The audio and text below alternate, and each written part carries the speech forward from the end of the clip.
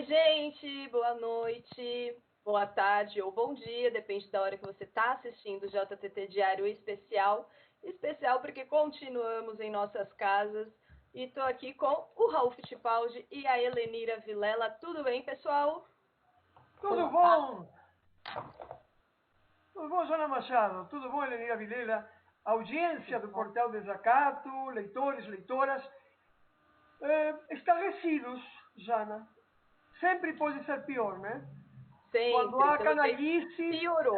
quando há canalice, quando há assassinos à volta, quando há irresponsáveis, quando há imorais, antiéticos, como, por exemplo, os 50 conglomerados de diverso porte, pequenos, medianos e grandes, que no estado de Santa Catarina se tem um guarda-chuva, o nome Reage Santa Catarina, uma coisa assim, e que estão pressionando, desde faz 48 horas, o governador do estado para eliminar as restrições que o próprio governo tinha imposto e que agora, a partir de 1º de abril, e aliás, quero dizer, 2 de abril vai despencar chuva mesmo, com alguma mudança climática, nós vamos ter restaurantes, academias, gradativo, não existe gradativo com o coronavírus, não existe abertura gradativa. Se você tem uma pessoa, pode infectar 14, 15, se tem duas, 30, e assim vai. A Itália, e já passamos para escutar a Helenira, na Itália fizeram isto mesmo no início. Especificamente o prefeito de Milão. Resultado, mais de 4.000 mortes. Mais de 4.000 mortes. Bom, Senhores, mas tá, não tá seja... nítido que eles querem botar o povo para morrer mesmo, né? Eu acho que está na cara. É nossa obrigação pedir a nossas companheiras e companheiros, a nossa audiência, homens e mulheres honradas e honrados, por favor, denunciem esses canalhas. Peguem a listinha, não sei se você tem aí, senão depois a gente coloca no Facebook, no portal, em algum lugar, denunciem essa canalha. Fazem o que quiserem com a gente, fazem o que quiserem com o Portal Desacato, fazem o que quiserem com a Cooperativa Comunicacional Sul, vocês são os canalhas. São os canalhas. Você está falando do movimento das entidades Reage SC, né, Raul? Vamos explicar isso para a audiência. Efetivamente, esses são os canalhas. Esses senhores que têm a CIF de Florianópolis, SAEM, Florianópolis e outras entidades são os canalhas. Mas porque eles sabem explicando muito bem... para a audiência que não sabe desse documento, algumas entidades sindicais fizeram um documento para o Carlos Moisés da Silva. O patronais. Patronais, desculpa. Sim, patronais. Coisa, né? Patronais. Esses abobados que saíram em Camboriú ontem à noite em carreata e que o sujeito de Brasília utilizou e repassaram em milhares de disparos de guarda.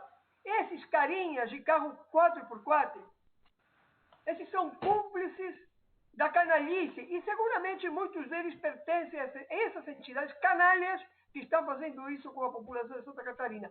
Santa Catarina, Helenira, não quer morrer. Exatamente. E levantamos essa hashtag. Eu tenho o nome aqui das entidades, Saúl, se você quiser que eu leia pelo menos algumas. Algumas, 50, só me permita brindar como ontem, e para que não haja enganação, não haja ações levianas de parte da minha amiga Helenira Vilela, que conhece alguns costumes meus, suco de uva da Serra Gaúcha. Aqui é olha cachaça pura, mentira, é água. O meu é água também, mas podia ser outra coisa, né?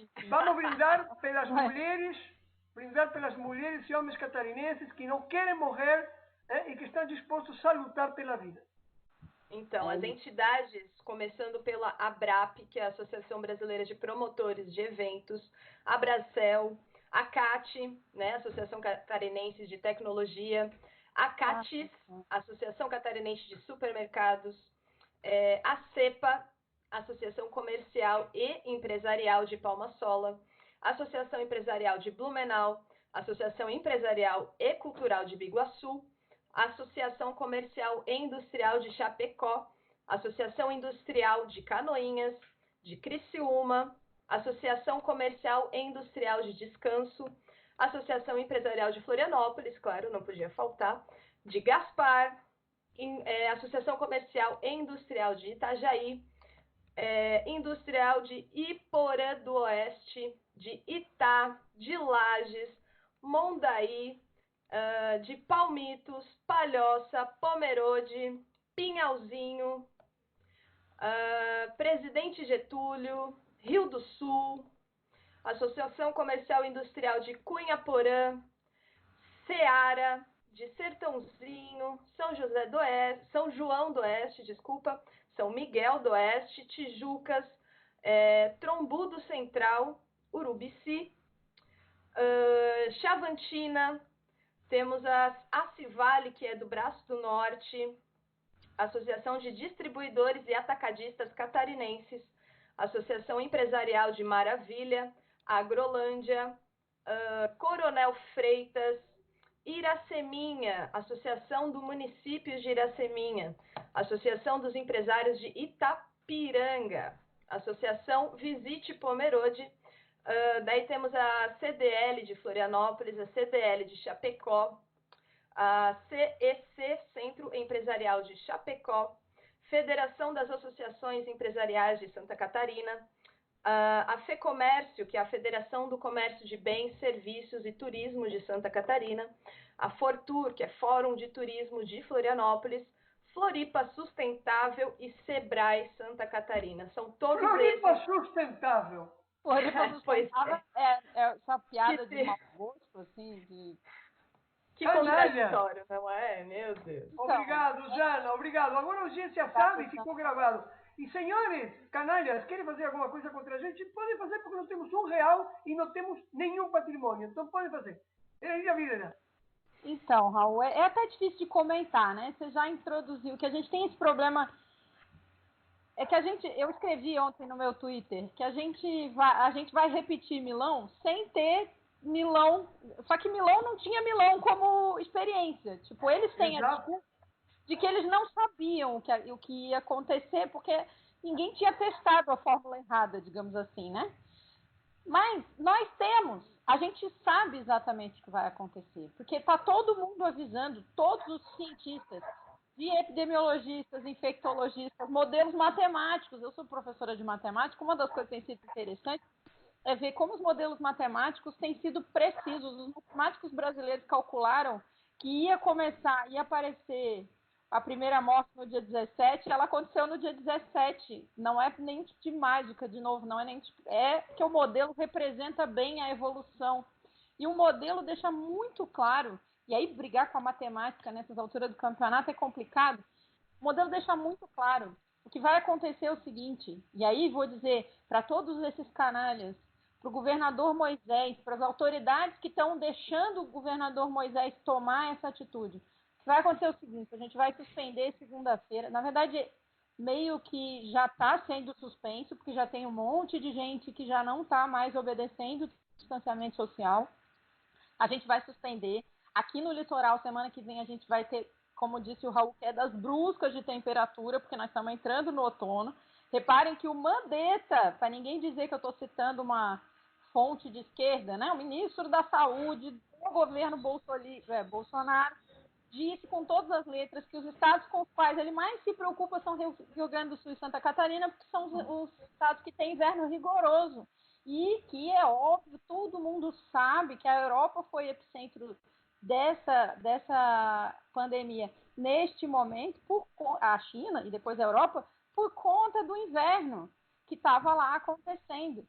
Então, assim, a gente está entrando no outono, semana que vem as temperaturas vão cair, vai estar suspenso o distanciamento social, o vírus vai circular pra caramba, isso vai levar um monte de gente para os hospitais, e aí é bom a gente explicar que as pessoas que vão para os hospitais, elas não vão na semana que vem, elas provavelmente vão na outra, porque existe um período de evolução no corpo da pessoa, da doença, né? Até ela tomar, destruir as células, abrir a falta de ar. Até de 5 a 6 dias, né? 5 a 6 dias. Então, se a gente abre o distanciamento social na segunda-feira, provavelmente no próximo final de semana as emergências vão começar a ficar lotadas. Isso vai fazer com que não tenha leito e respirador para todo mundo, as pessoas vão começar a morrer na porta dos hospitais.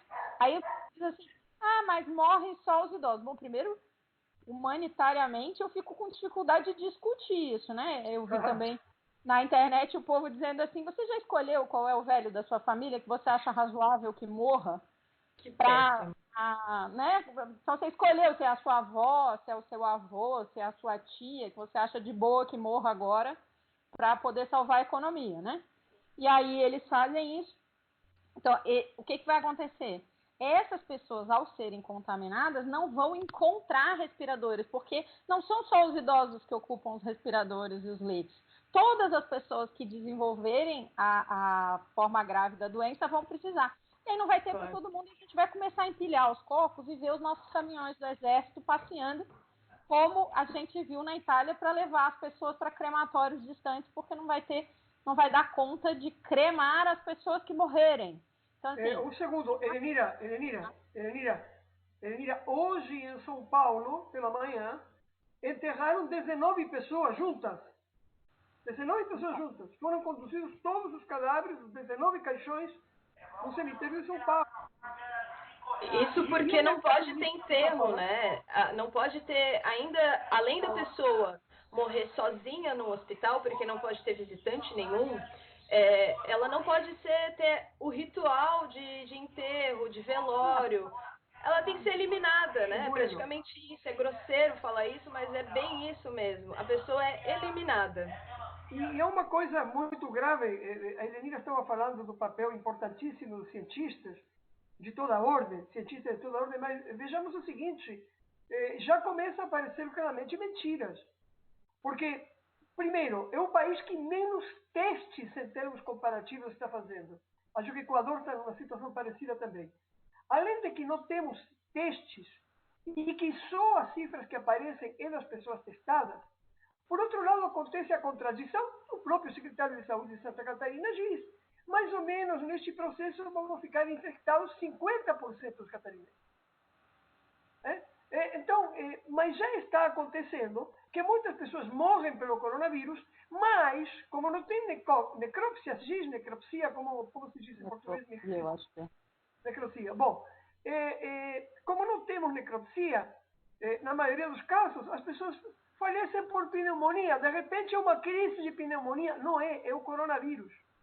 Desculpa a interrupção, Elenira, Jana. Não, imagina. E aí a gente vê o seguinte, o governo federal,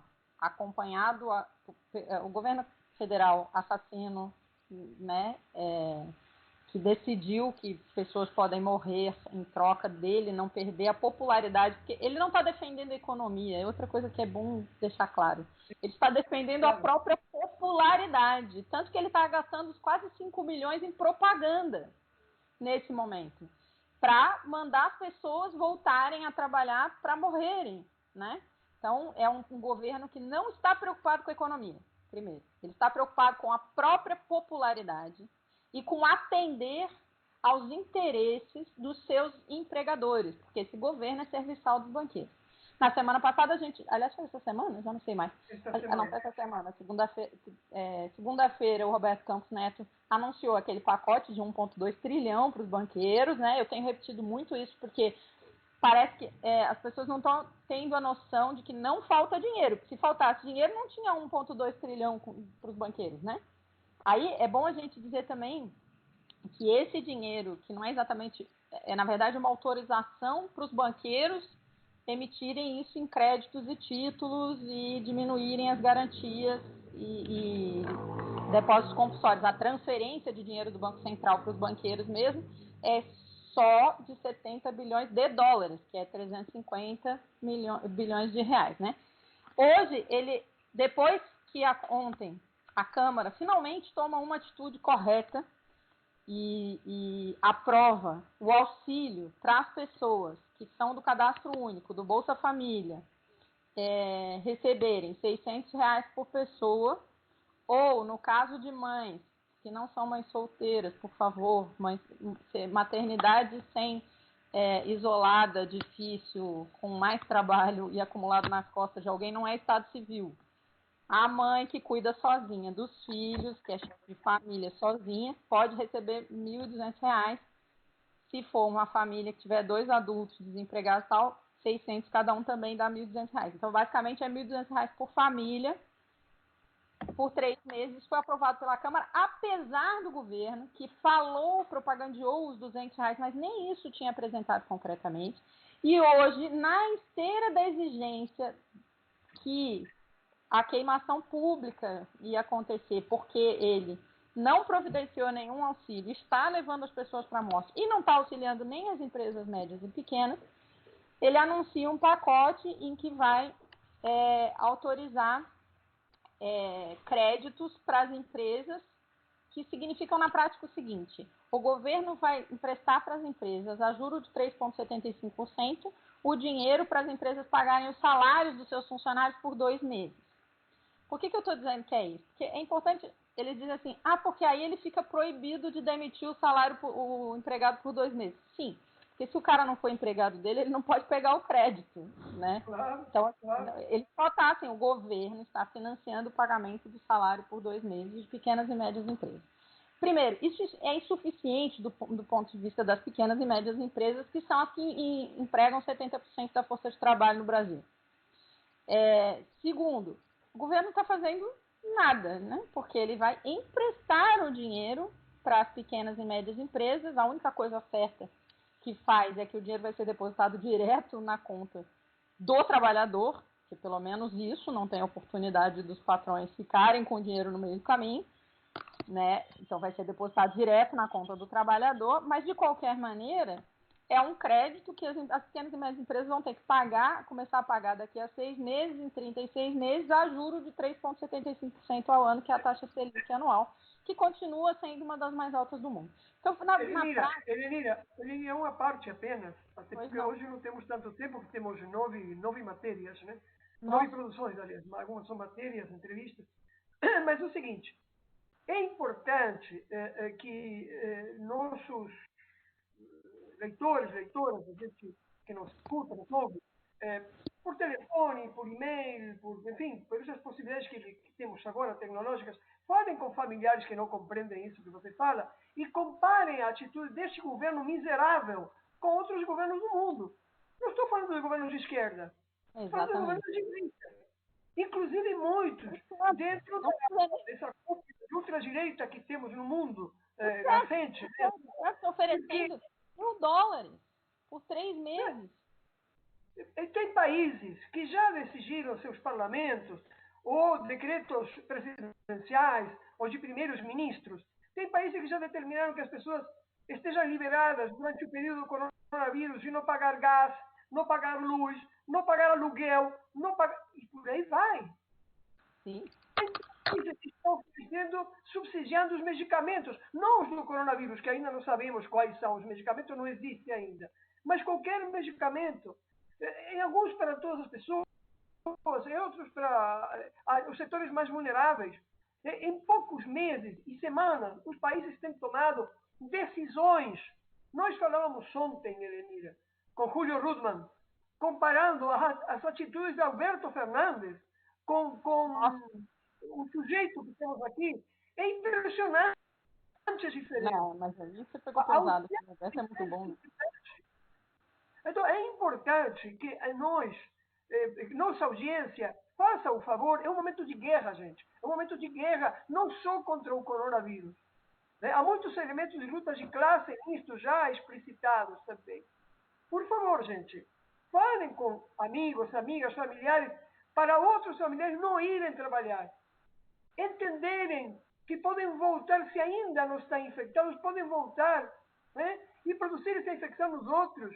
E de repente tem velhos na família, ou pessoas com outras fragilidades, gente não vão trabalhar. Você pode perder o emprego, inclusive, se necessário for, mas não perca a vida. Desculpa, Elenira, mas é necessário pedir que as pessoas façam isso.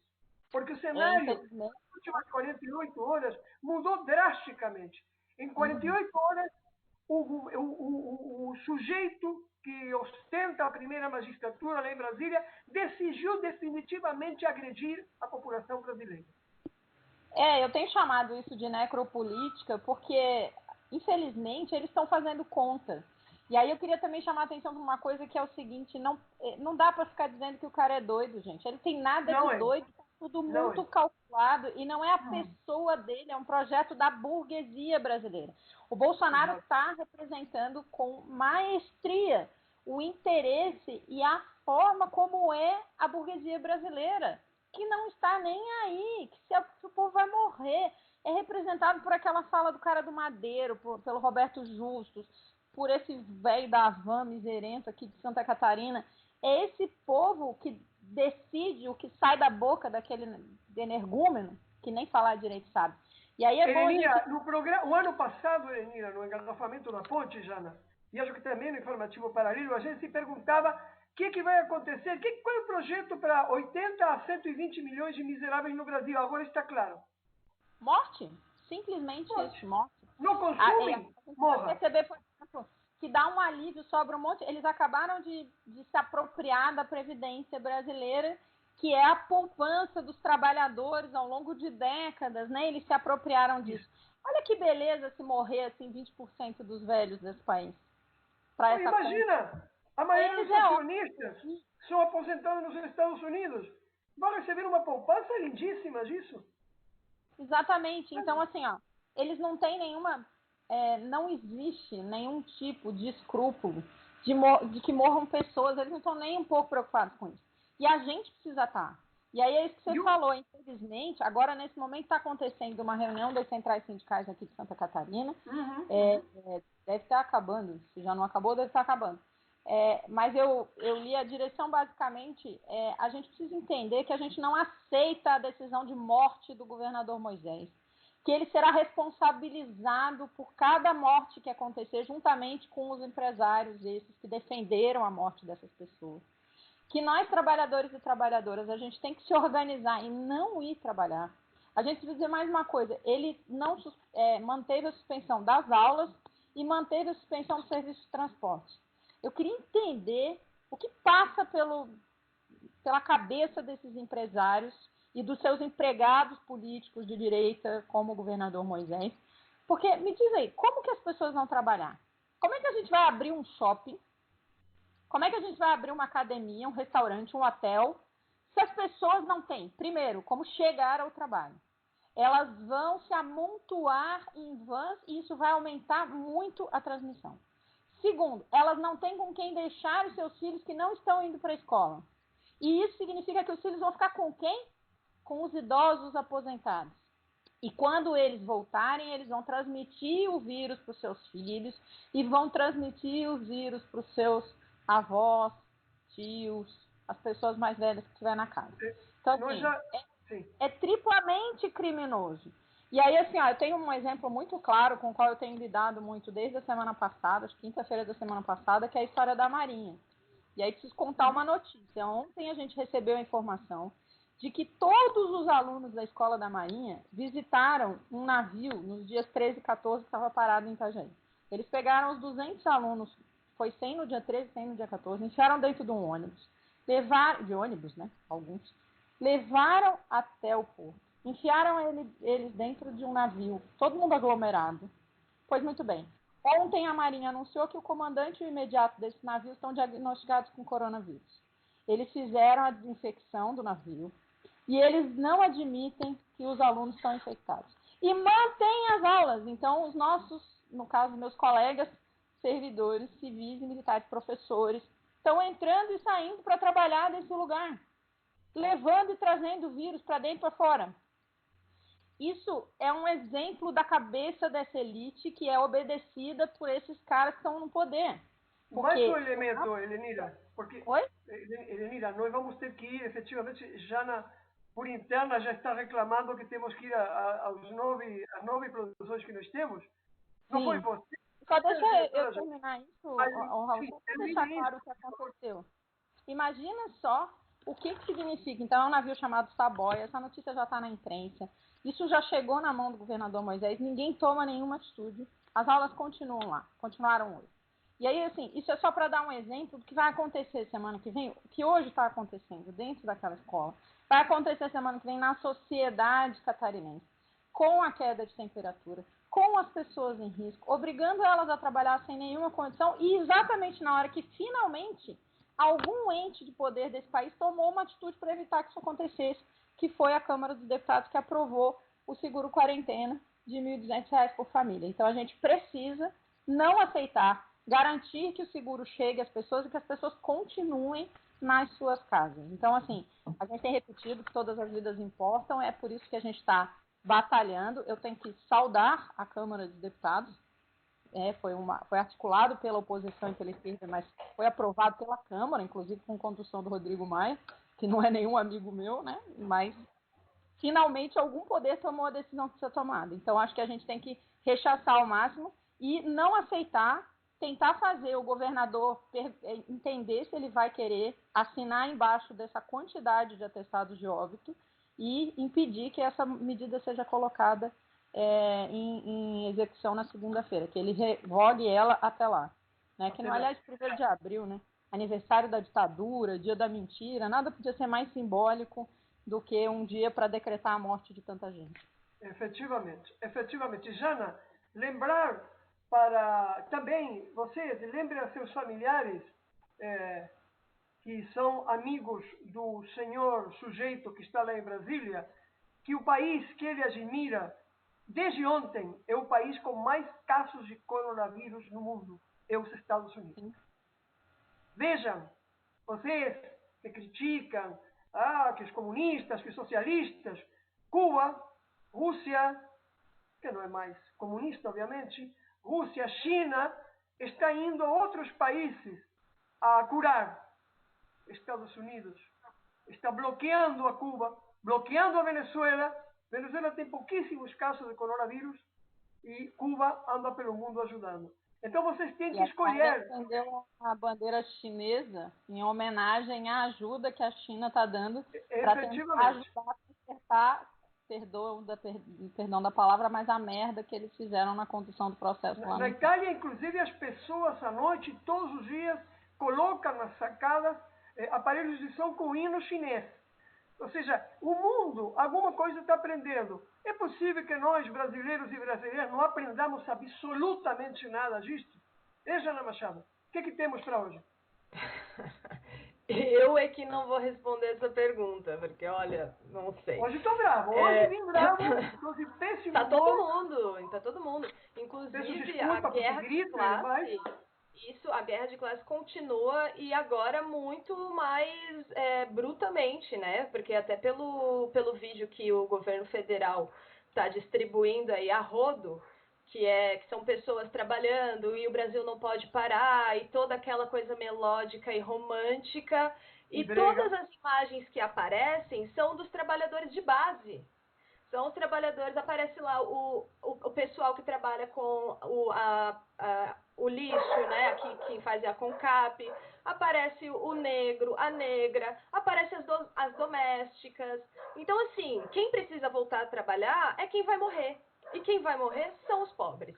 Então, está nítida a guerra de classe, continua muito mais concisa agora, né? Muito mais explícita. E palpável, né? Pra gente é nítido. Muita gente não vê, infelizmente. Por isso que eu não vou responder essa pergunta, Raul. Não sei se a gente vai aprender alguma coisa, porque... Aliás, ficou claro, né, Jana, que quando os trabalhadores param de trabalhar, então quem produz tudo não são os empresários, né? Quando não tem trabalhador carregando pedra, as coisas não andam. Nós fazemos tudo, já diria o poeta, né? Não pode dar-me o que é meu, porque tudo tem a minha mão na poesia Operário em Construção, do Vinícius de Moraes. E os shoppings, né? Os shoppings vão abrir, mas quem está trabalhando ali atrás do balcão são os pobres, para atender os ricos. E quem está primordialmente aí com o coronavírus são os ricos, né? Que vai viajar para a Europa, que vai fazer cruzeiro, enfim. Tá uma tragédia, gente, mas vamos pro JTT, que a gente já está conversando aqui há meia hora. Nossa. Hoje a gente tem, claro, né, um pouco mais sobre o coronavírus, com o doutor cardiologista Anderson de Assis, porque não devemos deixar o isolamento. É algo muito importante, você vai conferir daqui a pouco. O livro e a leitura em tempos de pandemia, com Carlos Weiman. Quem vai ganhar esses R$600 aí que a Helenira acabou de falar aí pra gente? O Jean Carlos Carlesso, lá de São Miguel do Oeste, vai responder essa pergunta junto com o Ralph Tipaldi. Comportamento da imprensa brasileira, com o Laurindo Leal Filho. Comunicado da presidenta do CISERP de Criciúma, que é a Juscelia Vargas. Dia do Teatro, com Verônica Loz e Michel Cross, um pouco para a gente relaxar um pouco, né? Sair um pouco dessa loucura aí. E tem a supressão de direitos e afastamento dos sindicatos na MP 927. Quem fala sobre isso é o advogado trabalhista Rivera Vieira. A poesia na hora do isolamento, um pouco mais de relaxamento aí com o Dinovaldo Giglioli, um grande amigo do Portal Desacato. E querem descontar os dias de greve em Joinville. Olha aí, ó. É o informe do Sérgio Honrich. Vamos ver o que ele vai trazer pra gente.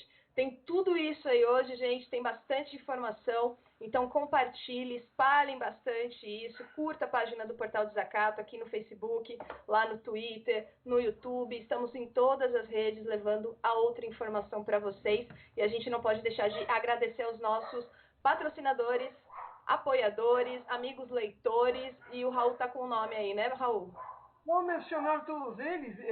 Queria primeiro dizer que já para segunda-feira vamos ter a nosso querido amigo professor de jornalismo, Samuel Pantoja Lima. Vamos continuar com esta análise de jornalismo que já fizemos também, que vocês vão observar com Laurindo Laro Leal, que temos feito com Rosângela Mendacis, com Linete Martins, com Elaine Tavares.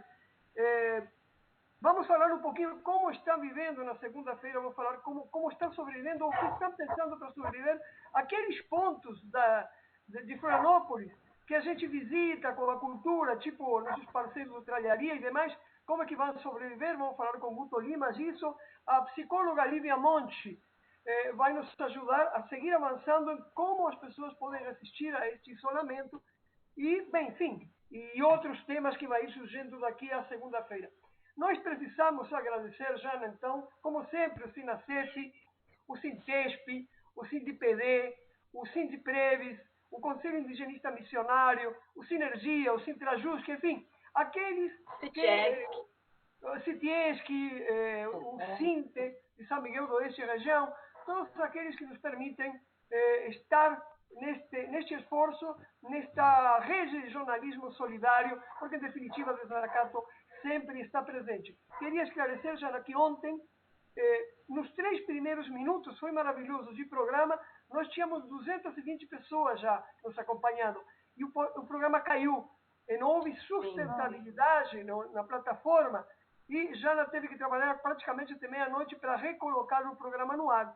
Então, infelizmente a gente teve alguns problemas técnicos ontem e hoje não vai acontecer, porque a gente já preveu isso, então você vai assistir o JTT aí bem lindo, sem travar. Então, efetivamente, mas era muita gente em poucos minutos.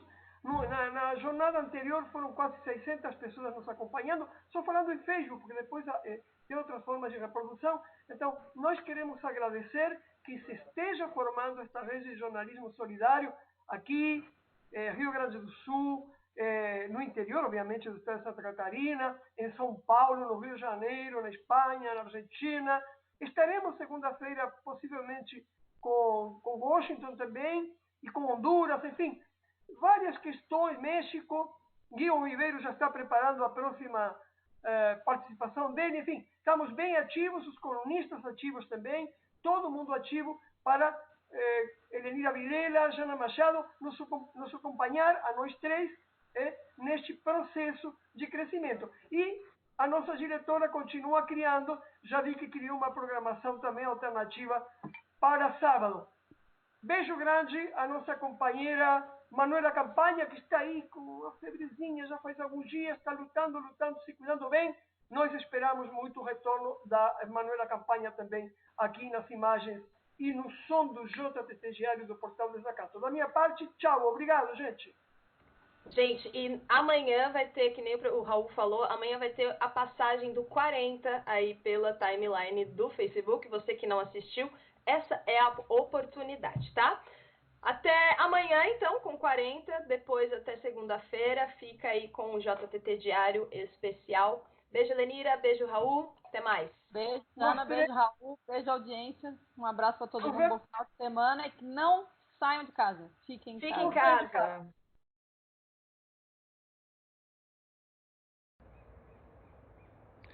Olá, gente, boa noite. Hoje nós vamos conversar um pouquinho mais sobre essa pandemia que está assustando a todos.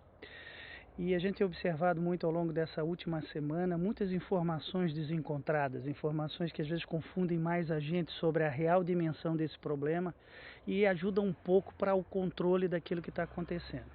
Uma das questões tem a ver com a suposta colocação de que nós estamos diante de uma gripezinha. Não é uma gripezinha, por quê? Porque, na verdade, as gripes normais, vou citar o exemplo do H1N1, ela tem uma mortalidade em torno de 0,1%, enquanto essa epidemia em torno de 3%. Então, ela é 30 vezes mais letal do que a gripe H1N1. Para terem um exemplo, a última epidemia de H1N1 morreram em torno de 20 mil pessoas, na epidemia inteira de 16 meses. Nesses primeiros 3 meses de coronavírus já morreram 20 mil pessoas. Então não é a mesma coisa. Estão dizendo que já teve outras epidemias de coronavírus que não mataram tantas pessoas. É verdade. Porém, os outros coronavírus não eram tão virulentos como esse, não passavam tão rápido para outras pessoas. Então, como nós vamos ter muito mais pessoas infectadas, nós vamos ter muito mais mortes do que as outras epidemias com coronavírus. Outra questão, só atinge idosos. É verdade que idosos morrem mais. Se nós pegarmos idosos na faixa de 80 anos, 75, aproximadamente 2 de cada 10 morrem, mas também afeta todas as faixas etárias. Afeta menos os jovens, afeta intermediariamente aqueles que estão ali entre 40 e 60 anos e afeta mais os idosos.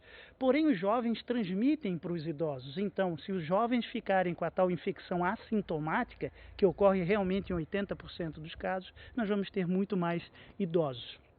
Terceira questão, isolamento social. Não é tão importante, deve ser quebrado, devemos voltar rapidamente ao trabalho. Olha só, os dois exemplos que eu cito é Itália e Coreia. A Coreia conseguiu fazer um isolamento social muito, muito bem organizado. Então eles tiveram um pico breve e já estão na fase de achatamento da curva, então eles tiveram muito menos casos. A Itália, quando entrou em isolamento social, já estava no pico da crise. Hoje a Itália tem mais de 7 mil mortos. Então, achatar a velocidade que ela chega é importante, principalmente para um país como o nosso, que tem poucos recursos de saúde. Vou dar um exemplo para vocês. Nós temos em torno de 5.500 municípios no Brasil. Sabem quantos têm UTI? 10% desses municípios. 10% dos municípios brasileiros têm UTI. Além disso, existe uma concentração de leitos em algumas cidades. Então vamos imaginar hipoteticamente, em torno de 10% dos pacientes que têm a forma grave precisam de UTI. 10% que têm coronavírus precisam de UTI. Se nós tivermos uma cidade de 10 mil pessoas, em que só 100 tenham coronavírus, 10 vão precisar de UTI. Onde que esses pacientes vão ser internados se 90% dos municípios brasileiros não têm UTI? Vamos transferir para os municípios do lado, que estarão recebendo os seus próprios pacientes e os pacientes de outros municípios.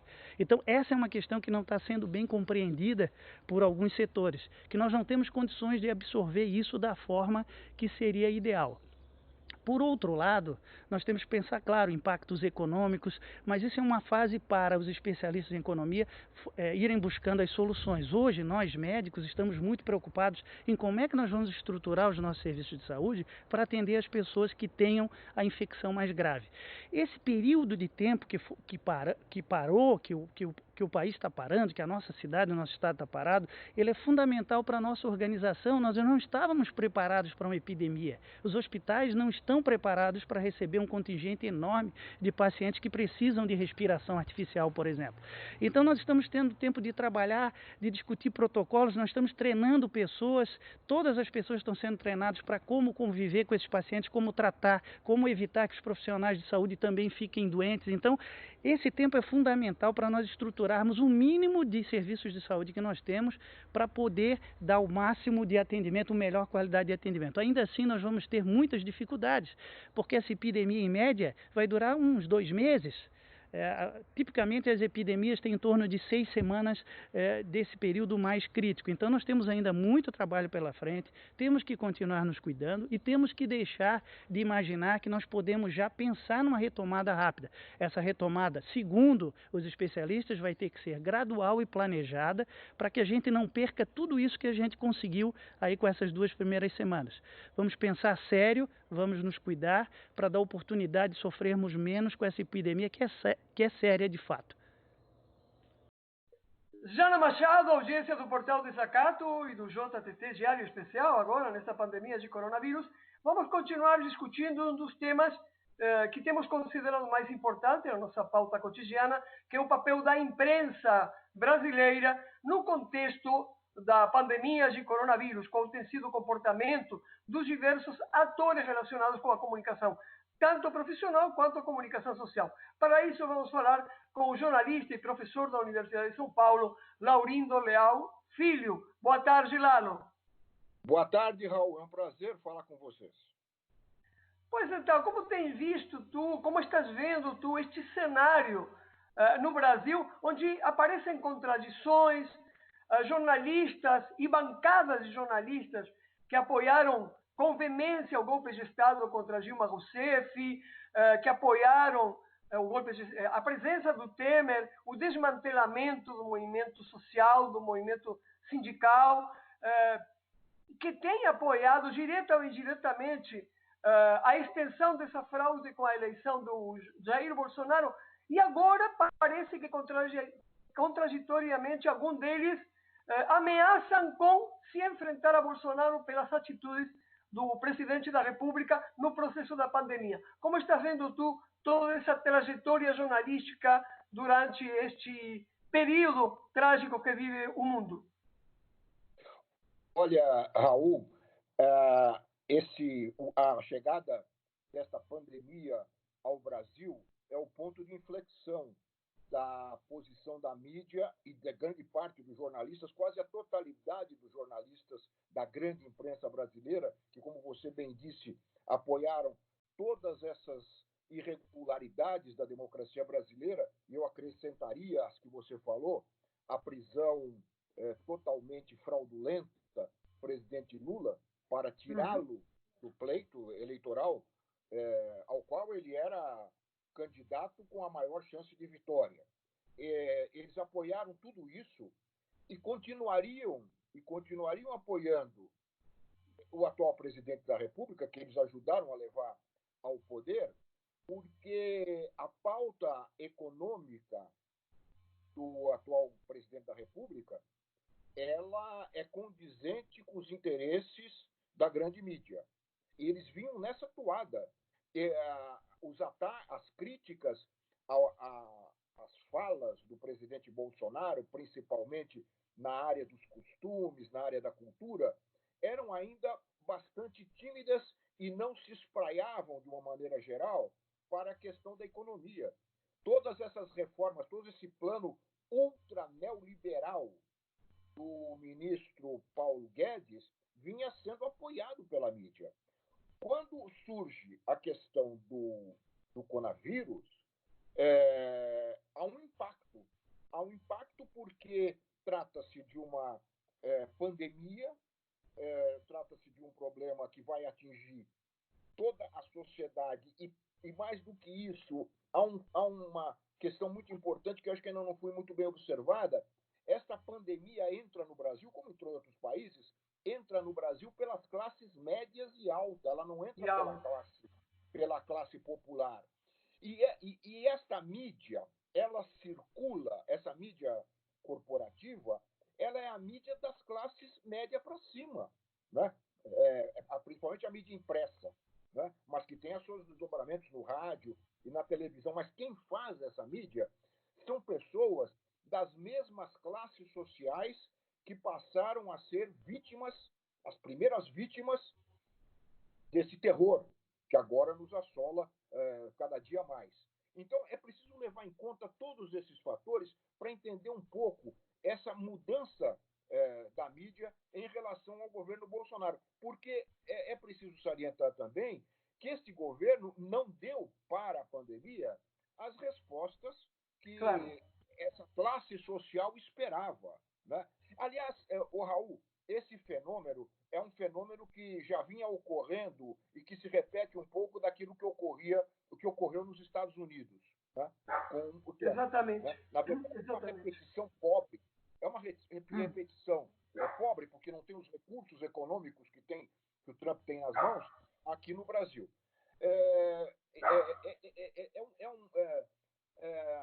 O embate da mídia conservadora, corporativa com o Bolsonaro também é reflexo da perda de controle que eles tiveram que eles esperavam ter sobre o Bolsonaro antes da pandemia. Esta mídia, ela tinha ela sempre teve como objetivo colocar na presidência da República, depois do golpe contra a presidenta Dilma, um representante dos seus interesses econômicos e políticos, num setor que nós poderíamos chamar de centro-direita. Mas o fracasso do Alckmin, Como? É o fracasso do Alckmin, do Geraldo Alckmin, que produz eles tentaram o Huck.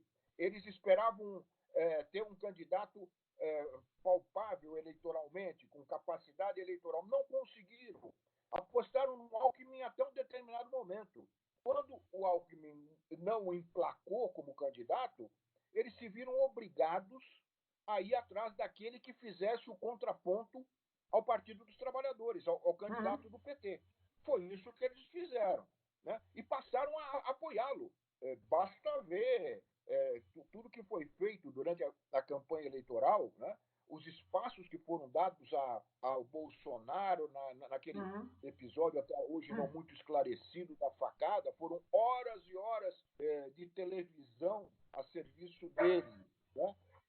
Só que ele acabou, neste momento agora, não mais correspondendo a essa expectativa de ser o condutor de um processo de defesa dessas mesmas classes em relação ao coronavírus. Mas a gente não pode esperar que depois de acabada a pandemia, uma pandemia sempre deixa sequelas, um vírus dura muitos anos sem desaparecer, mas digamos, depois que tudo volte a uma normalidade, mas com o país economicamente muito mais destruído, com muitos mais milhões de pessoas no desemprego, no desalento, com uma situação de entrega patrimonial, né, da soberania nacional mais definitiva, a gente pode esperar que essa mídia que hoje, essa mídia da elite, essa mídia dos empresários, que como os piratas e os primeiros falsamente conquistadores, né? Os primeiros invasores. Olha que interessante que são os ciclos da humanidade. Na verdade, os empresários que vieram da China, da Itália, da Inglaterra, da Espanha, de alguma maneira semelham aqueles invasores do século XV, do século XVI, do século XVII, né? Então, eles trouxeram de novo pandemias para nós, trouxeram esta pandemia. É de esperar que essa imprensa, quando aconteça isto, quando isto passe, volte à sua vida normal de apoiar o Palácio, de apoiar as decisões de um Senado, de um Congresso em geral, majoritariamente das bancadas da bala, da bancada da igreja, enfim. É de esperar que eles se voltem a reposicionar claramente no ambiente ao qual eles pertencem, né? Olha, Raul, eu acho que é difícil a gente fazer projeções. O abalo é muito grande, será muito grande. Mas conhecendo e estudando, você já deu um pouco esses dados, conhecendo a história desse país, a história do Brasil, né, há os tantos anos de escravidão, os 3 séculos de escravidão, cujos reflexos chegam até os dias de hoje, é muito difícil que haja uma mudança, né, no comportamento dessa imprensa. Ela é ela é parte do establishment brasileiro. Exatamente. Ela não é dissociada do establishment. Aliás, a expressão quarto poder aqui no Brasil, ela não faz sentido, Raul. Exatamente. A ideia do quarto poder lá no liberalismo do século XIX europeu era de que a imprensa fosse o cão de guarda, como os americanos chamam, o cão de guarda dos poderes constituídos, não é? O fiscal, na verdade, dos o grande três fiscal. poderes da democracia liberal. Né? O quarto poder é o poder de acompanhar, de criticar, de estar atento aos desmandos, aos possíveis desvios dos poderes republicanos. Só que aqui a mídia ela foi se configurando de tal forma e foi adquirindo um poder econômico e político tão grande que ela se constituiu ela própria num poder autônomo, mas integrado aos interesses dessas camadas dominantes da sociedade. Portanto, respondendo concretamente a sua pergunta, eu não vejo, numa situação de futuro, uma possibilidade de uma transformação. Ela está tão integrada nesse sistema que, mesmo passando esse momento dramático que a gente vive, ela continuará sendo o porta-voz dessas camadas dominantes, dessa elite brasileira. Muito bem. Eu fico feliz de ver que você anda de bicicleta na sua casa. Eu estou vendo que anda de bicicleta no peito, né? No seu peito tem uma bicicleta. No peito, sim. Exatamente. Você viu que você anda de bicicleta na sua casa? Professor Laurindo Lalo Leal Filho, muitíssimo obrigado. Certamente, se o senhor permitir, a gente vai incomodá-lo várias vezes, porque esta situação nos vai trazer a cada momento novas situações que também, como jornalistas, precisamos avaliar, precisamos destrinchar para poder colocar para nossas audiências, para nossos leitores, enfim, para os que nos assistem. Muito obrigado.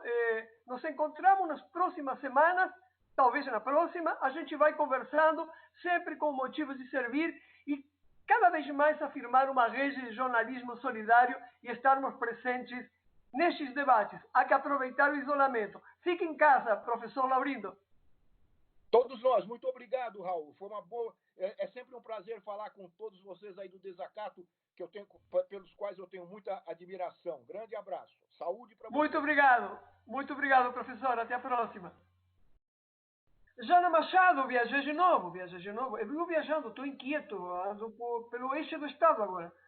Voltei de Mendoza, da Argentina, de ontem.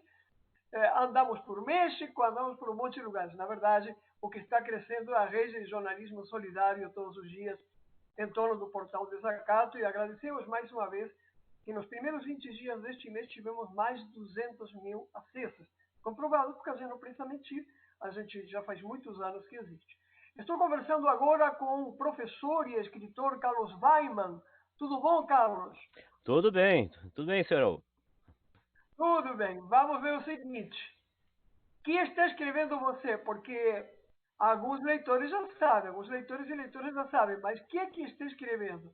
Quais são os personagens? Qual é o conteúdo desse livro que está aí prestes a ser editado, né? E que vai se acumulando em Desacato semana após semana? Estão escrevendo a história de Inaê, que é uma personagem fictícia, que acompanha com outros personagens, com Ulisses, com Roberto.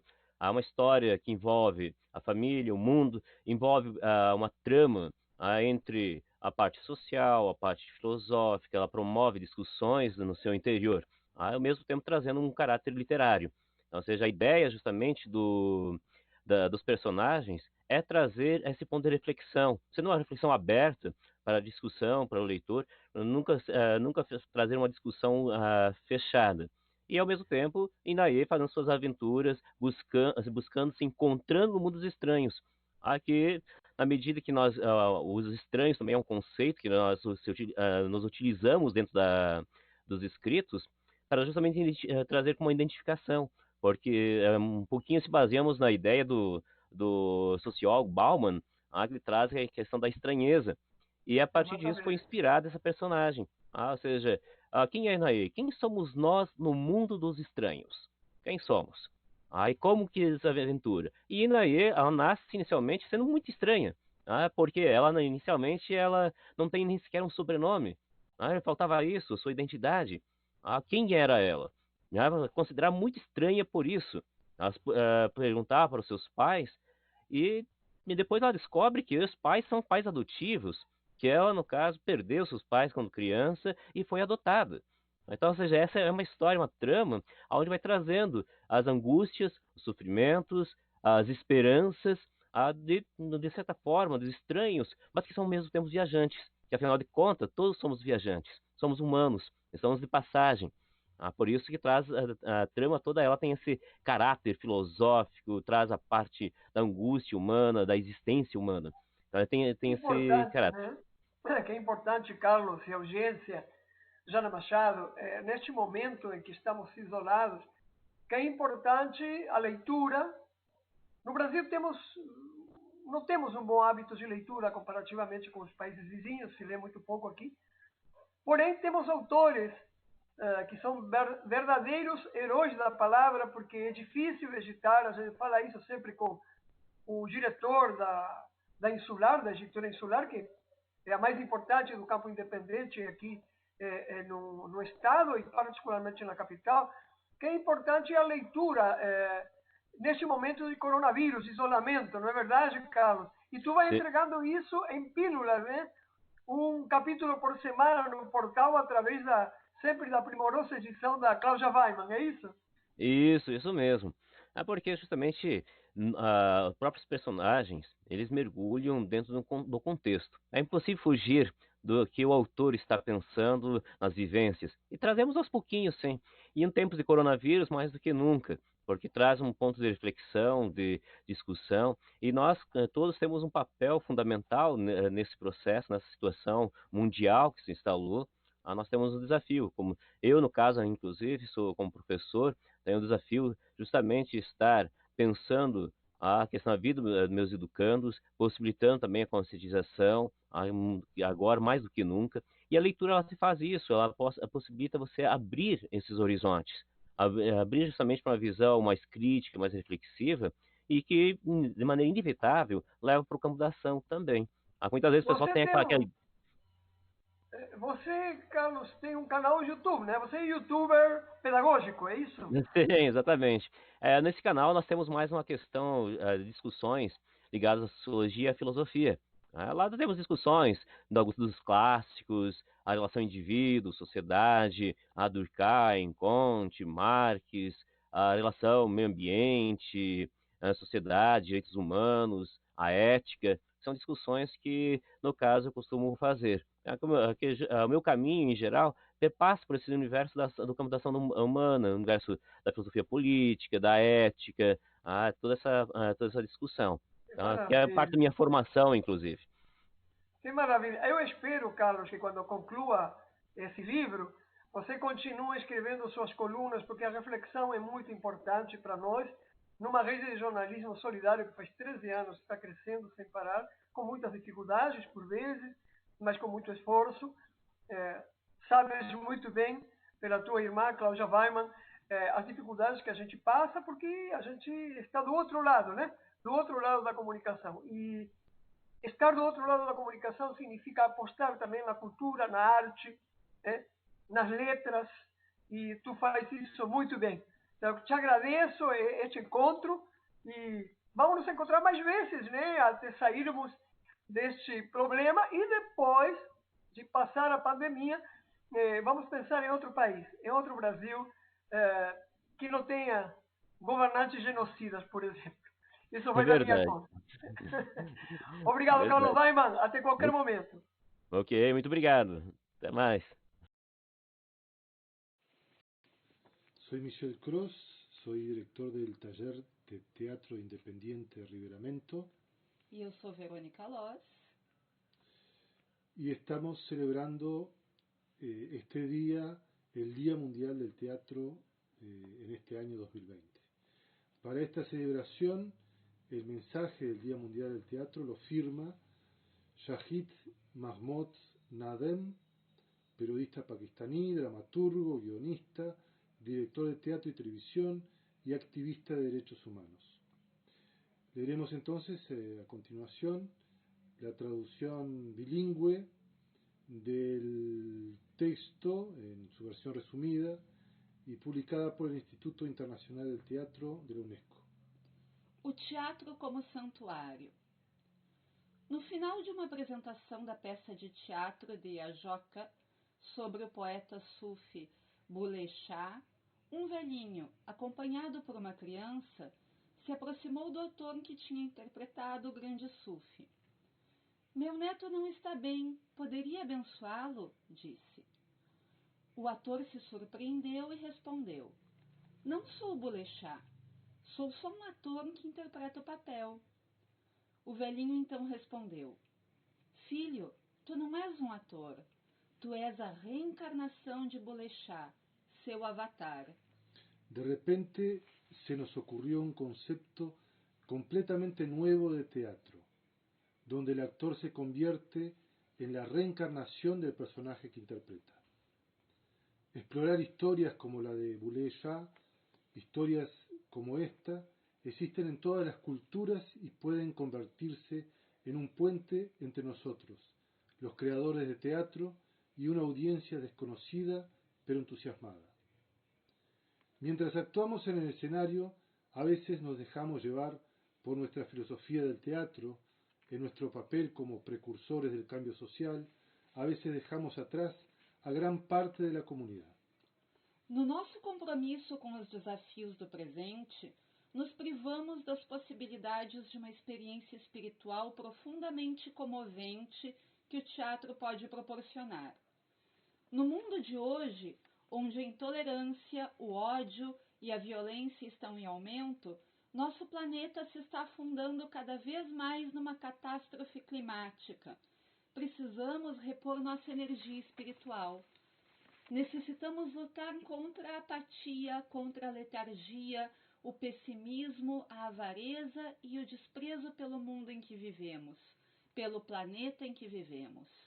El teatro tiene un papel noble, que debe dinamizar y hacer avanzar a la humanidad, ayudarla a levantarse antes de que caiga en un abismo. El teatro puede convertir el escenario en un templo, el espacio de actuación en algo sagrado. En el sur de Asia, los artistas tocan con reverencia el piso del escenario antes de pisarlo, una antigua tradición en la que lo espiritual y lo cultural estaban entrelazados. É hora de recuperar esta relação simbiótica entre o artista e o público, o passado e o futuro. Fazer teatro pode ser um ato sagrado e os atores podem converter-se nos avatares dos papéis que desempenham. O teatro tem o potencial transformador de converter a cena num santuário e num espaço de atuação. Um abraço a todo mundo que está no desacato e feliz Dia Mundial do Teatro. Mucha merde. Mucha merde. Jana Machado, audiência do JTT Diário Especial de Coronavírus, como falamos em cada entrada. Agora estamos em outro bairro de Florianópolis, conversando com um poeta e escritor da classe trabalhadora, que vocês conhecem, boa parte da audiência conhece muito bem, a audiência de Santa Catarina e do Paraná, com certeza. Estou falando aqui com o escritor Dinovaldo Giglioli. Dino, tudo bem contigo? Oi, Raul. Bom dia. Bom dia a todos que nos escutam, nos vê. E agora a rádio é chique, a rádio agora nos vê, né? Agora a rádio nos vê. Dino, qual a importância dessa lavoura de palavras que tu faz e que aqueles que curtem, escrevem, degustam a poesia, a literatura em geral, a música? Qual é a função de vocês? Qual é o valor que isso tem agora, quando nós precisamos estar em isolamento, precisamos ficar em casa, precisamos cumprir com isso, independentemente do que o sujeito que, lastimavelmente, lidera a nação diga? Raul, o grande filósofo, o Nietzsche, grande filósofo alemão, tem uma frase que, para mim, eu carrego para a minha vida e para a minha produção literária. O Nietzsche dizia que a arte existe para que a realidade não nos destrua. O Nietzsche consegue traduzir em poucas palavras o papel da arte na humanidade. Ou seja, quem somos nós sem a arte? Quem somos nós sem a poesia, sem a música, sem o teatro, sem as formas mais genuínas da expressão humana? O que é o ser humano se não a sua expressão cultural, se não a sua expressão artística? Que animal é esse, dito racional, fora do eixo artístico, fora da sua função criativa? Que animal é esse? É um mero reprodutor do capital, é um mero reprodutor de coisas, é um mero fazedor de mercadorias, para que alguns se apropriem e acumulem as suas riquezas. Então, o ser humano, quando exerce a função de criador, de arte, de artista, ou artífice, seja ele o artífice da palavra, seja ele o artífice do pincel, da dramaturgia, o artífice da música, seja ele o artífice que for, à medida que ele consegue suplantar essa biorrealidade e o confina, isso sim é um confinamento, que o confina ao consumo, que o confina à aparência, que o confina aos valores que não determinam realmente o que é a vida. Quando o ser humano cria, quando ele se transporta, aí sim, na sua função de arte, na sua função artística, ele cumpre aquilo que diz Nietzsche. A arte existe para que a realidade não nos destrua.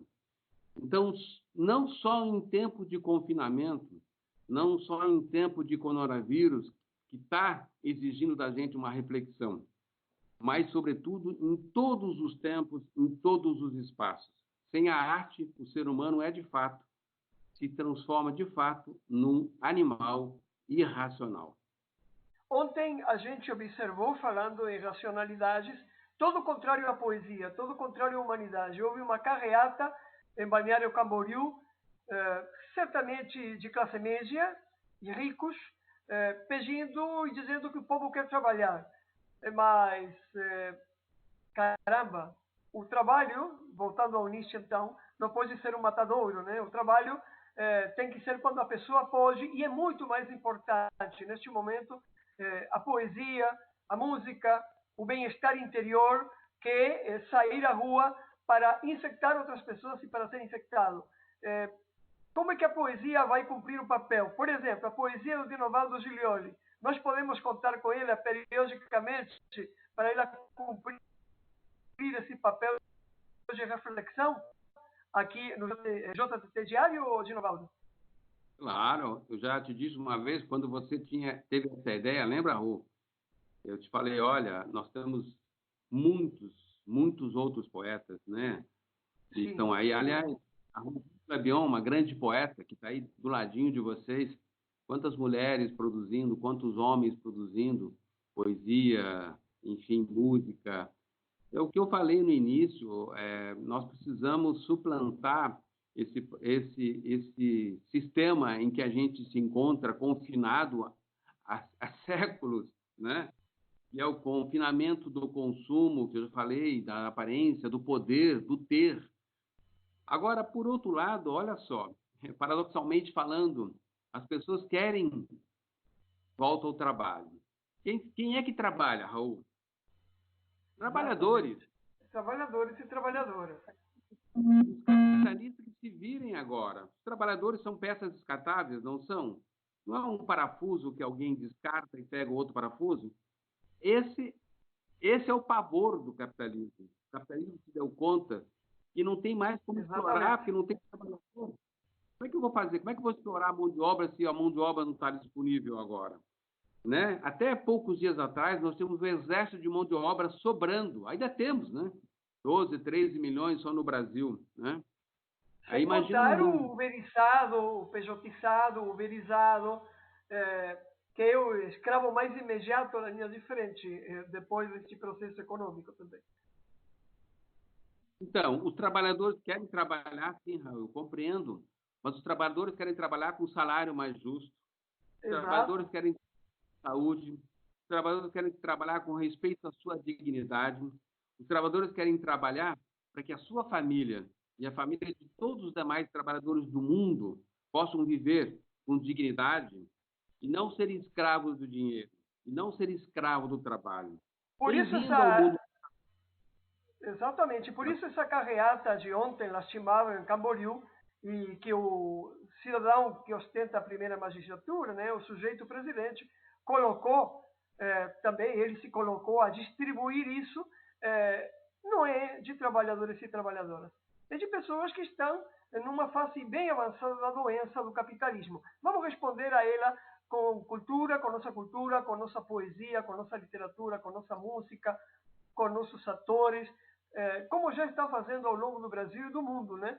Os criativos, os criadores, os criativos, os artistas, aproveitando as redes para ocupar um espaço, não só de distração, sobretudo de acompanhamento e reflexão. Quem dera que depois deste momento, do qual ninguém vai sair igual, isso continue e tenhamos relações muito mais amorosas. Ginovaldo Giglioli, escritor, trabalhador, liderança de eletricitários, poeta. Quando tem uma poesia para nos presentear a audiência, você me avisa aí no WhatsApp e a gente grava de imediato com você. Pode ser? Vou gravar agora então, né? Pode Muito ser? bem. Tem uma aí? Pode ir lançando para concluir nosso encontro. A razão do poema está na pedra que sela o silêncio à espera do rio. Maravilha. Qual é a razão da poesia? Uma pedra à espera do rio. Sabe, Raul? O aplaudo é representação de toda a nossa audiência, da nossa companheira co-apresentadora Jana Machado. Gino, quando apareça a poesia, então, e você queira dizer, me avisa que a gente manda para o ar no JDT Diário, junto com as poesias que nossa querida Cláudia Weiman começa a ler diariamente para todos nós. Obrigado, um grande abraço, irmão.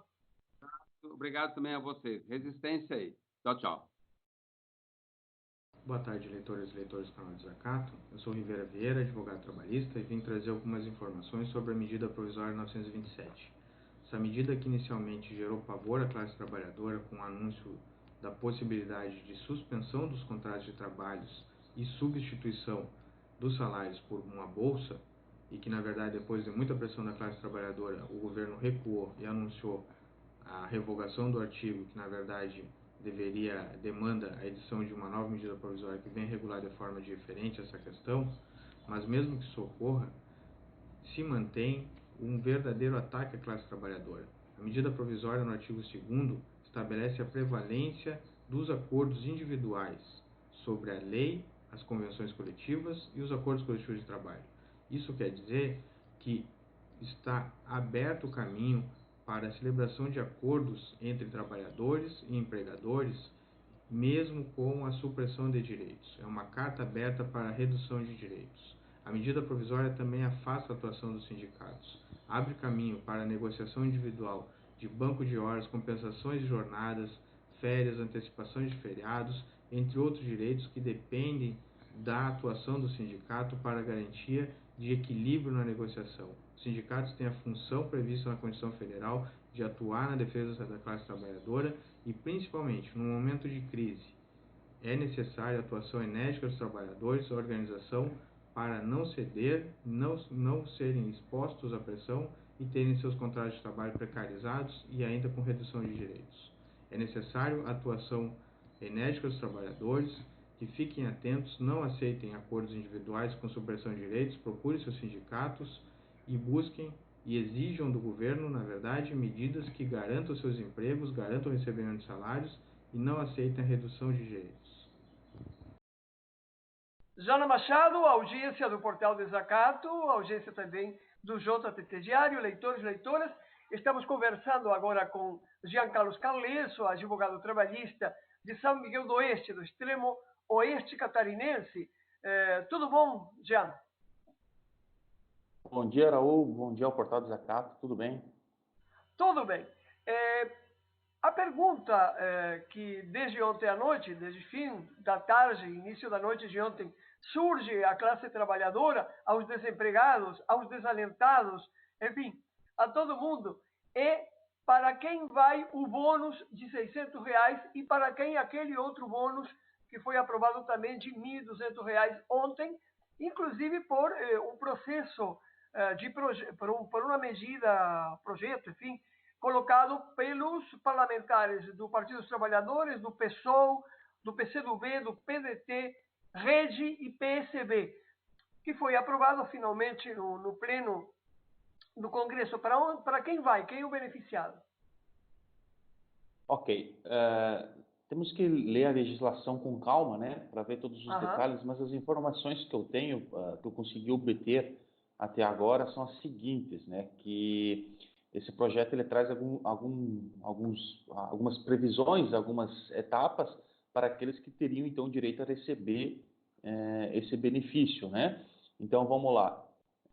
Entre os requisitos, então, para receber esse valor de R$ 600 por 3 meses, são quem? Os maiores de 18 anos, aqueles que não possuem emprego formal, aqueles que não forem titulares de benefícios previdenciário ou assistencial, ou seja, se você é aposentado, se você está recebendo algum auxílio de INSS ou até mesmo chamado LOAS, você não vai ter direito a receber esse valor.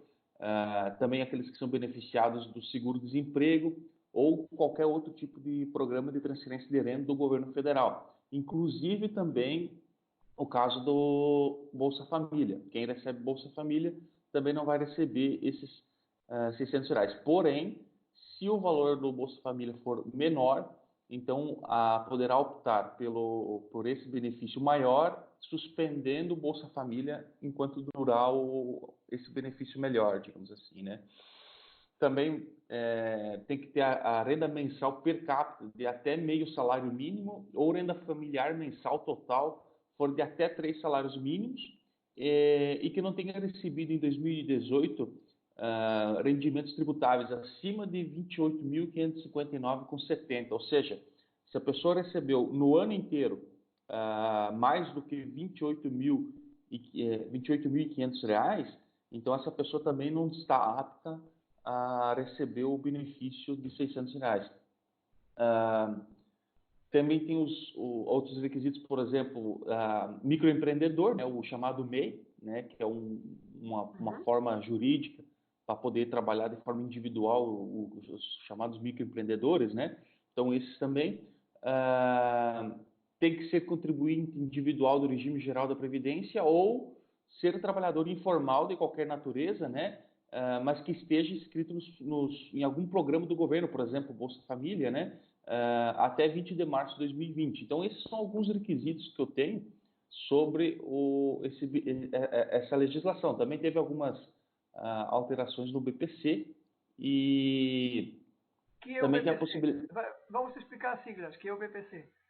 O BPC é aquele programa que eu acabei de falar, que é o chamado LOAS, que é o benefício de prestação continuada, né? Que ele é um valor pago até um salário mínimo mensal para idosos e pessoas de baixa renda, né? Então o que acontece? Com essa alteração, vão ter direito a esse benefício as pessoas com mais de 65 anos ou então com deficiência e que tenham renda familiar per capita, ou seja, o conjunto da renda da família, ele seja inferior a 1/4 do salário mínimo até 31 de dezembro de 2020, ou então igual ou inferior a meio salário mínimo até 1º de janeiro de 2021. Ou melhor, a partir de 1º de 2021. A partir de 1º de janeiro de 2021. Considerações mais de tipo político. Bolsonaro tinha oferecido apenas R$ 200, bom, que era realmente uma loucura, como aliás é quase tudo o que Bolsonaro expressa. Por outro lado, nós vemos que em alguns países, como na Inglaterra, já temos falado isso várias vezes, 80% dos salários são pagos pelo Estado. Isto é melhor que aquilo que pretendia Bolsonaro, mas me parece que do ponto de vista da situação que estamos vivendo, Jean, ainda é precário. Inclusive os parlamentares do campo popular e da esquerda que fizeram este projeto de lei, né, que colocaram este projeto de lei à votação no Congresso ontem, que foi aprovado, de alguma maneira expressavam que não era tudo o que se queria, mas já era alguma coisa melhor. Temos uma população total de mais de 210 milhões de habitantes. Isto deve atingir quantos? 20 milhões, 22, 24 milhões de habitantes, é isso, mais ou menos? Eu não sei agora estatisticamente, pois eu teria que olhar dados, né? Mas, olha, considerando o histórico de pobreza do Brasil e a quantidade de trabalho informal, eu não sei se esse número não chegaria até 50 milhões de brasileiros. Até 50 milhões. Mas eu teria que olhar os números, né? Não tenho eles agora aqui comigo. Mas, como é que funciona? Como é que funciona, Jean, ao longo do tempo? Isto tem início agora, imediato, em função das precariedades produzidas pela pandemia, mas termina quando? Qual é a finitude desse projeto? Que diz a respeito disso? Ele é um projeto que foi aprovado em situação emergencial, né? Então, o estado de calamidade pública ele vai fazer com que o governo possa descumprir as metas fiscais que a legislação previa, né? Então, toda aquela conversa que teve ano passado e retrasado sobre rombo fiscal, economia fiscal, isso daí tudo foi pro lixo, né? E tem que ir, por causa que senão a gente não consegue controlar a pandemia, né? Então, agora, esse ano, então, é um ano, podemos dizer assim, perdido para a questão da meta fiscal, e o governo vai poder esbanjar dinheiro na saúde por causa disso, né? Caso contrário, não poderia, teria que fazer respeitar os limites, economias de valores para cada item, para cada setor, né? Segurança, educação, então, por aí vai. Então, isso afeta o exercício fiscal de 2020, é isso? Isso. Perfeito. Já uma última pergunta. A gente observou ontem que esse recuo do governador Carlos Moisés com relação aos cuidados, às restrições estabelecidas pelo Estado de Santa Catarina, está muito motivado pela pressão de mais ou menos umas 50 entidades, grupos, associações de pequenos, médios e grandes empresários do Estado. Associações diversas, a Enflo, a CIF aqui em Florianópolis, enfim, diversas. Qual é a situação do ponto de vista trabalhista, se mesmo a gente vendo que a curva se achata, possivelmente, mas continua crescendo, o informe de ontem do secretário de Saúde dizia que, bom, tudo bem, temos poucos óbitos, mais ou menos ao enquadramento que as pessoas entre 30 e 39 anos são os que mais se contaminam, ou seja, aqueles que estão na idade produtiva, né, são os que mais se contaminam. Tinha-se anunciado na semana anterior que os picos em Santa Catarina seriam agora, esta semana é a seguinte, não os picos de casos reconhecidos, senão o pico de contágio. E agora, por essa pressão, aparentemente, dessas empresas, os trabalhadores e trabalhadoras terão gradativamente que voltar ao serviço. Tu, como advogado trabalhista, como observas essa situação? Na questão trabalhista, vai valer o que está escrito na lei, né? Então, se determinar o retorno ao trabalho, vão acabar retornando. Aqueles que não retornarem estão sujeitos a perder emprego. Então, legalmente falando, os trabalhadores vão estar na mão dessas decisões, né? Mas o que eu quero dessa situação que tu falou é fazer uma crítica muito forte, porque o vírus tá nem aí se o país vai ganhar mais dinheiro ou vai ganhar menos dinheiro. O vírus está nem aí se os empreendedores vão ganhar mais dinheiro ou menos dinheiro. O vírus está nem aí para isso, porque o dinheiro não faz diferença para o vírus. Tu tem o bolso cheio de dinheiro ou não tem dinheiro no bolso, ele vai te atacar do mesmo jeito. Claro que aquelas pessoas que possuem capital vão ter um tratamento melhor. Que são as pessoas que trouxeram o vírus, né? Importamos o vírus, como na época da conquista, através do rico, dos empresários. Exato. Então, isso é uma idiotice sem tamanho. A gente precisa, nesse momento, não é escutar economista. A gente não, pessoas que mexem com a economia. A gente precisa escutar os pesquisadores. A gente precisa escutar os cientistas, que são as pessoas que entendem do negócio, né?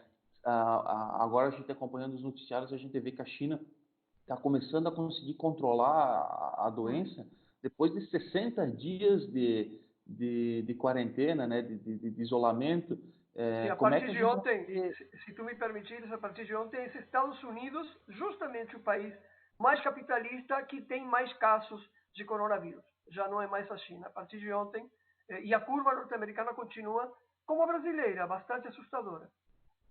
Exato, isso tudo é por uma falta de compreensão, digamos assim, ou de aceitação da palavra dos especialistas. Os Estados Unidos não tem nenhum bom histórico de respeito aos especialistas, né?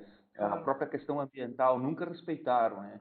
Então a gente vê que as pessoas que estudam, as pessoas que entendem do negócio estão dizendo para a gente ficar em casa, e daí esse pessoal que está preocupado com as ações na Bolsa de Valores, esse pessoal que está preocupado só em lucrar e está nem aí para a vida do trabalhador, quer ver a economia voltar. Como muitas pessoas disseram, muitos empresários disseram, o próprio dono da Havan, lá, o Luciano Hang, e o dono da Madeira e por aí vai, eles estão nem aí para a vida dos idosos, estão nem aí para a vida dos trabalhadores. Se morrer 1, morrer 10, morrer 1000, o importante é que a economia não pare. Claro, para eles é importante isso, porque não vai mexer no bolso deles, né? Pois então, o que não pode parar é a vida. E aproveito para te parabenizar por ter te incluído na coluna coletiva Outra Reflexão do Portal Desacato. Isso vai nos prestigiar muito também, Giancarlo. Te agradeço muito e a gente vai te incomodar mais vezes, porque certamente poderão surgir perguntas a respeito do que foi aprovado ontem no Congresso Nacional. Obrigado, Jean. Eu que agradeço. Muito obrigado. Qualquer coisa, estamos aí para ajudar. Ó.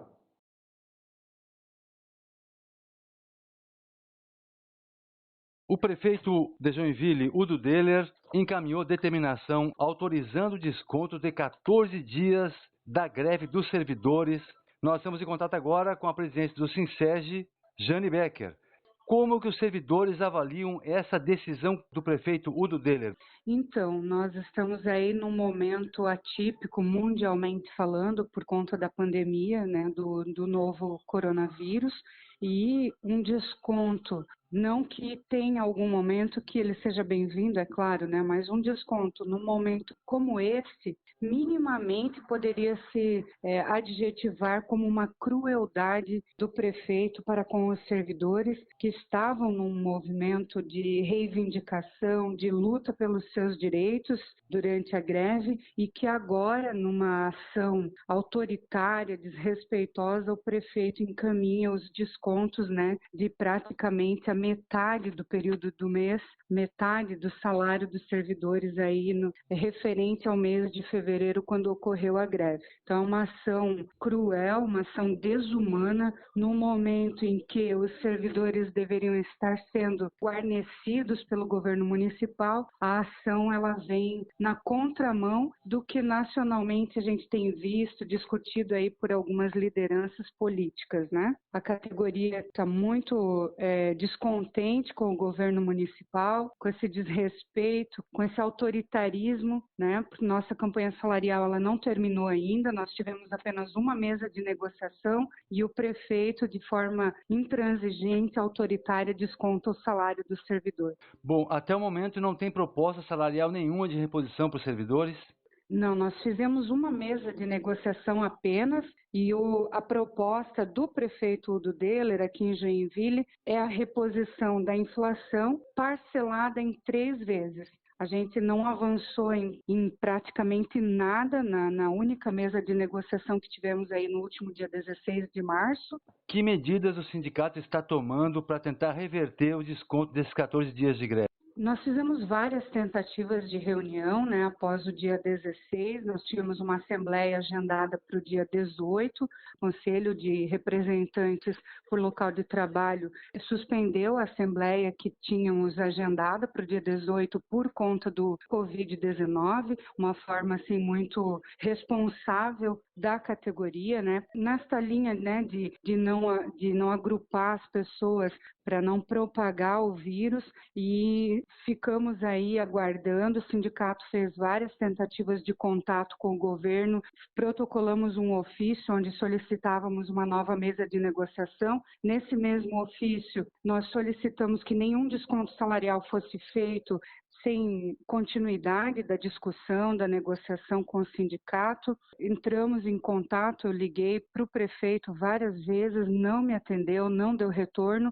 e aí agora, com a confirmação do desconto dos dias de greve, a assessoria jurídica do sindicato está montando uma ação que vai ser protocolada no dia de hoje ainda, tentando aí via judicial para ver se conseguimos reverter, né, esse desconto salarial aí dos servidores de Joinville. Os prefeitos argumentam que até o dia 6 de abril teriam que pagar o reajuste em função do calendário eleitoral? O reajuste salarial, na verdade, ele não há um impeditivo de ser dado a qualquer período do ano, né? O que a lei federal ela regulamenta são reposições acima da inflação, qualquer tipo de ganho real, seja no salário ou qualquer outra negociação, né, que vise a questão econômica. Então, mesmo o reajuste inflacionário, ele poderia ser dado a partir do dia 6 de abril também. E qual é a reivindicação dos servidores mesmo, Jane? Em Joinville nós temos um déficit, né, no salário dos servidores, um acúmulo de perdas salariais aí ao longo dos últimos governos. Então a reivindicação da categoria é o reajuste inflacionário mais 8% para poder, né, repor um pouco parte dessas perdas aí que foram acumuladas ao longo dos últimos anos. A todos e todas do Jornal Sindical, gostaria de cumprimentá-los por esse importante espaço, que mais do que nunca precisamos utilizar as mídias alternativas para dialogar com as pessoas que nem sempre, né, têm um olhar do movimento sindical. Também queria cumprimentar a todos e todas aí pelo Facebook. Como estão, né, os servidores e as servidoras diante desta pandemia? Nós, nos últimos anos, temos visto um ataque muito grande aos servidores públicos, de uma forma geral, colocando nos servidores a culpa pelo Estado inchado, pelas contas do Estado desequilibradas, e as pessoas não se dão conta de que servidores são esses e que falam. Eu sempre tenho procurado dizer nas manifestações, procurado levar à população quem são esses servidores e servidoras que tanto falam. E neste momento da pandemia, né, as pessoas estão percebendo realmente quem são esses servidores e essas servidoras. São esses aí. Esses que agora estão nos hospitais, estão nas unidades de saúde, estão nas ruas, desinfetando as ruas com este vírus que assola não só o nosso país, mas o mundo todo. Estão aí tentando fazer de tudo para estudar, para verificar, para encontrar curas, encontrar medicamentos, encontrar vacinas. São os profissionais da saúde, são os profissionais de trânsito, são os profissionais da polícia, são os profissionais da área da assistência que estão agora colocando a sua vida, a vida da sua família em prol de todas as pessoas. Então, neste momento, a gente tem visto, né? Nós tivemos, inclusive, Paulo Guedes chamou servidores e servidoras de parasitas.